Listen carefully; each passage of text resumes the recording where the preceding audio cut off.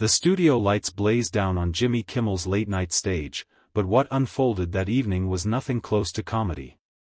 From the start, Kimmel had chosen to poke at Denzel Washington, throwing out sly remarks about Hollywood elitism and actors who think they're politicians. The crowd laughed nervously, unsure if it was just another one of Kimmel's jabs or something sharper. Denzel, sitting in his chair, kept his posture steady, his eyes narrowed, his lips pressed together in silence. He had tolerated many jokes in his career, but this one was different. Kimmel wasn't just joking, he was questioning Denzel's integrity and his right to speak on national issues. "Denzel, don't you think America's tired of celebrities acting like prophets?" Kimmel pressed, smirking as if he'd scored a clever point. The audience laughed louder, sensing the punchline was meant to sting. That was the spark. Denzel leaned forward, voice steady but laced with fire. "Jimmy, you crossed the line. I'm not here to play your game.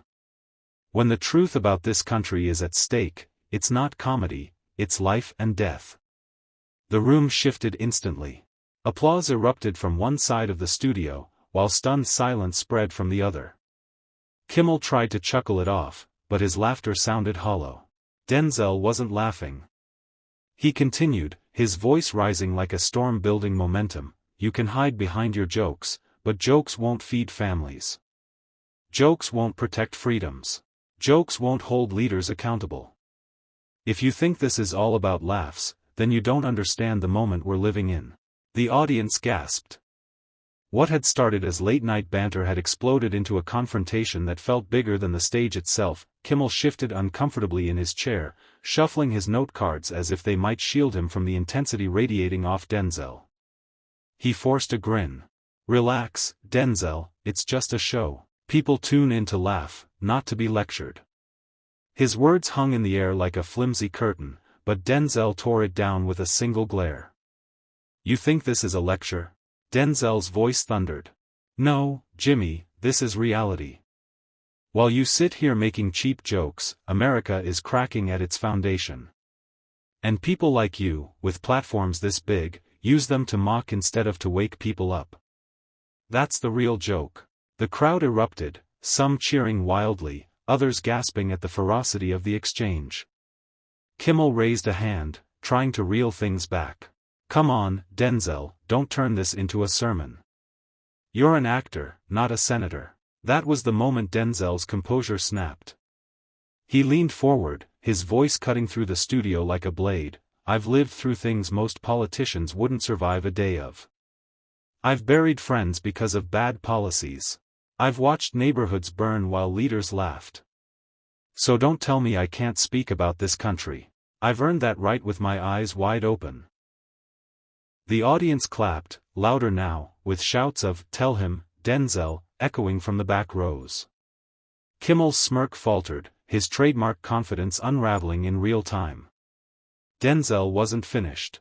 He jabbed a finger at the stage floor, his words rolling like thunder. "The people watching tonight, they're tired of empty entertainment. They want truth. They want courage. And if you think silencing that with a punchline makes you clever, then you're part of the problem, Jimmy." The cameras captured every frame, Denzel's fire, Kimmel's shrinking composure, and an audience caught between shock and awe. This wasn't comedy anymore, this was confrontation at its rawest, and it was live. Jimmy Kimmel shifted in his chair again, this time visibly rattled. His trademark smirk had faded, replaced with tight lips and restless fingers tapping against his note cards. He tried to defuse the moment with sarcasm. "So what now, Denzel? You're going to lecture late-night TV into fixing the world?"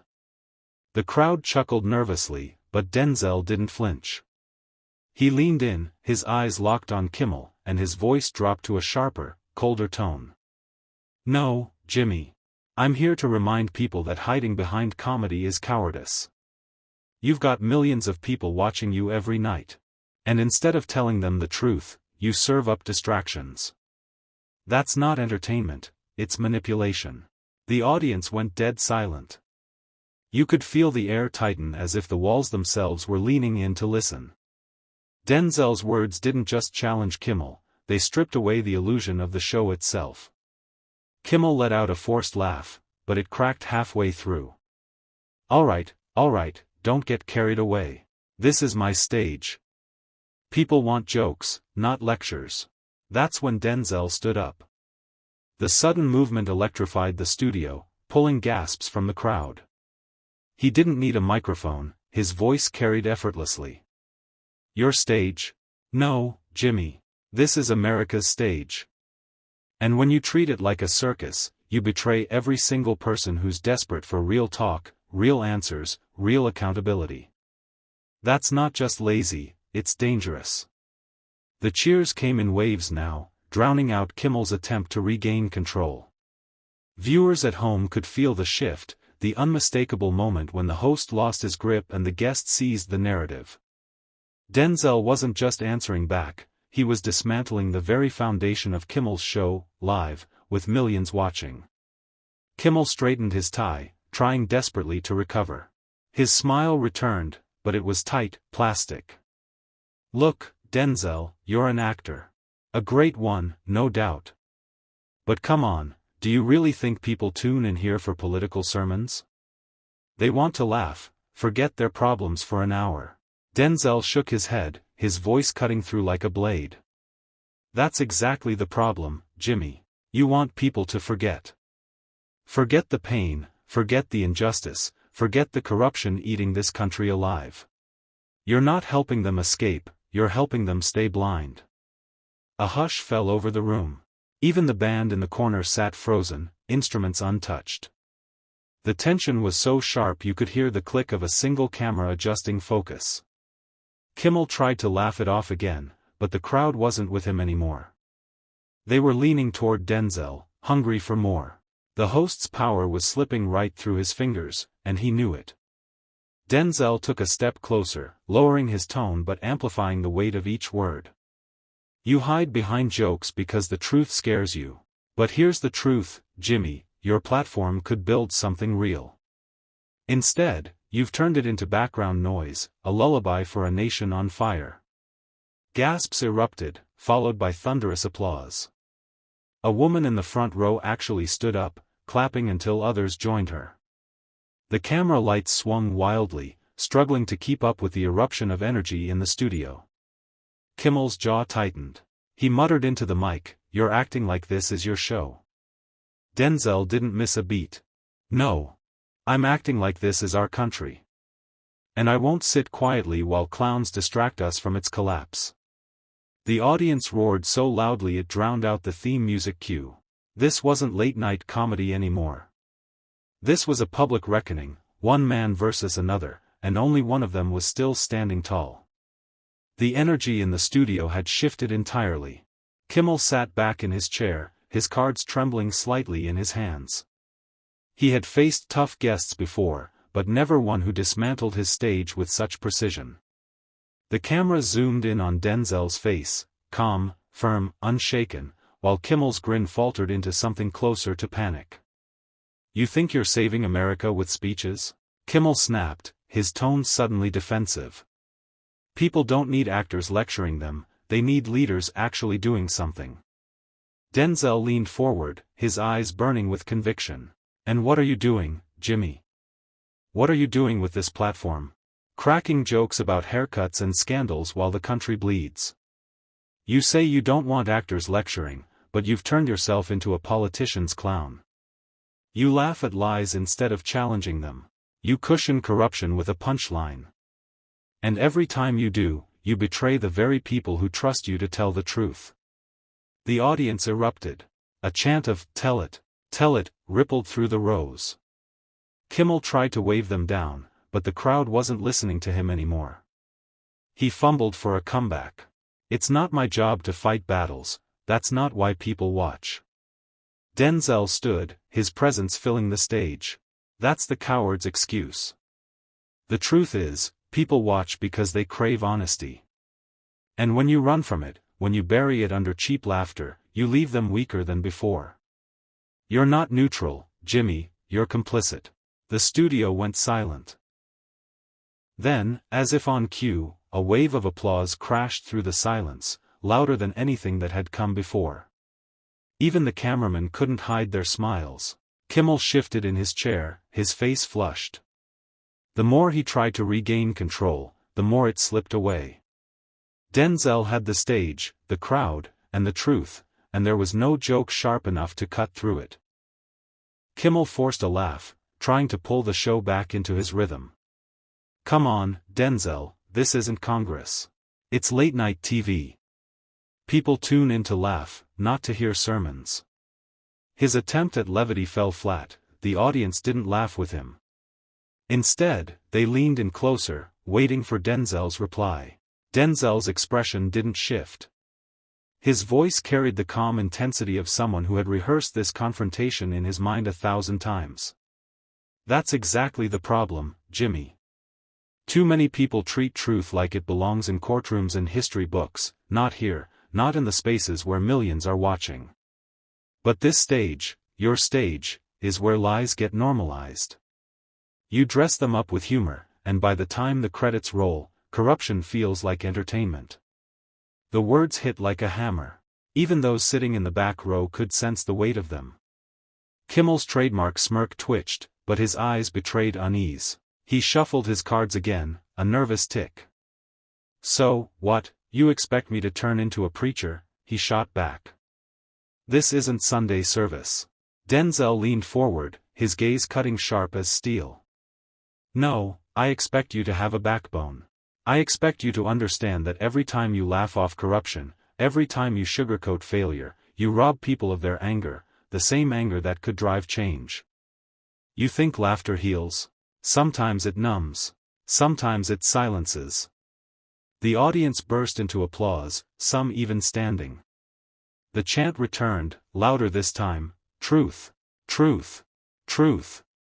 Kimmel glanced nervously toward the producers at the side of the stage, as if searching for a lifeline. None came.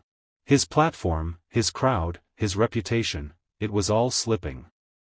And Denzel wasn't just challenging his words, he was tearing down the entire foundation Kimmel stood on. For the first time all night, Kimmel looked like the guest, and Denzel looked like the host. Kimmel straightened in his chair, forcing another laugh, but it sounded hollow, brittle. "Okay, Denzel, so now you're the judge, the jury, and the executioner? Maybe people don't want to be scolded every night. Maybe they want a break."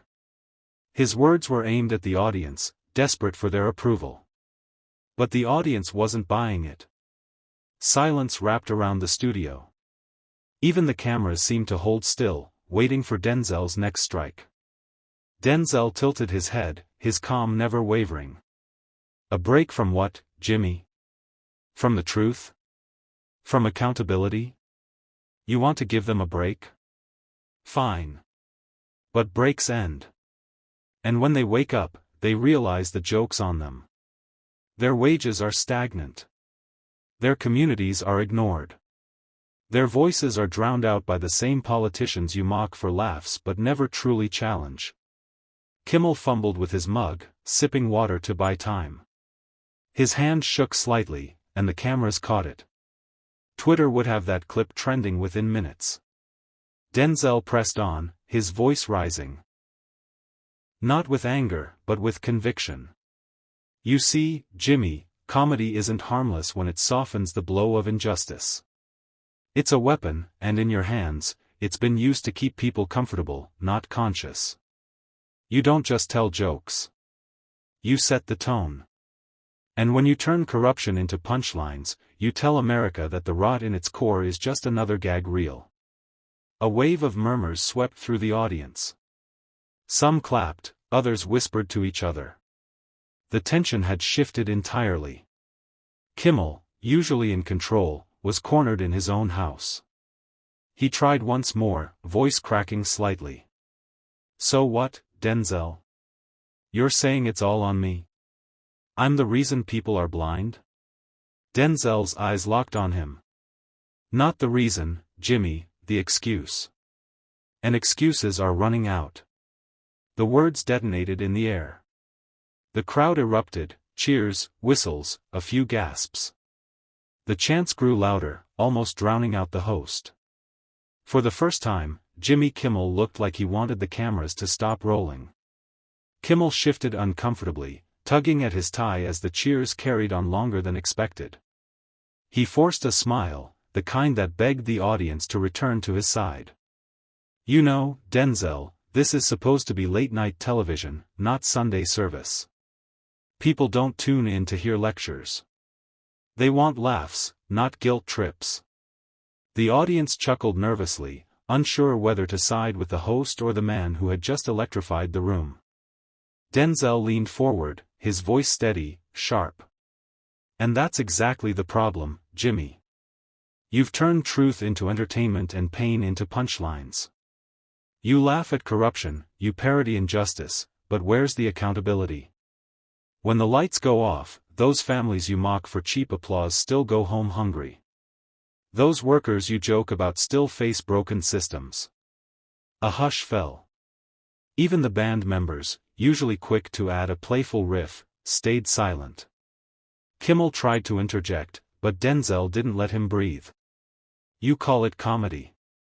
I call it cover. Cover for politicians who love a clown more than a critic. Cover for an audience that wants to clap at sarcasm instead of marching in the streets.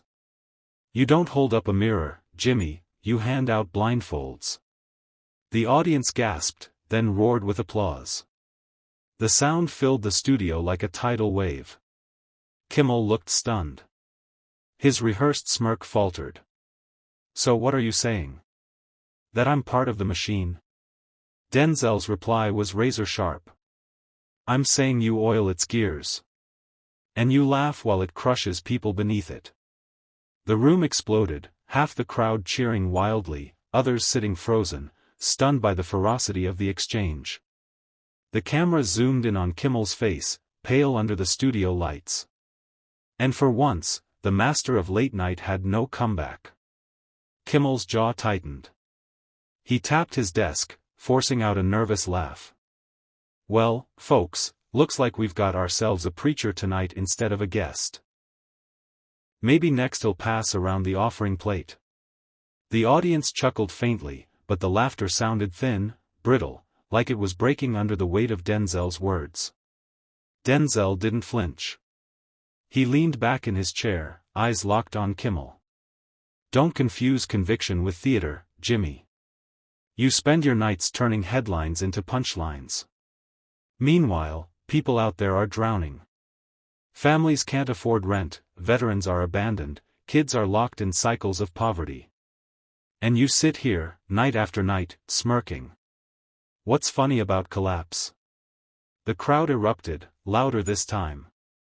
Some shouted Denzel's name, others booed at Kimmel's attempt to dismiss him.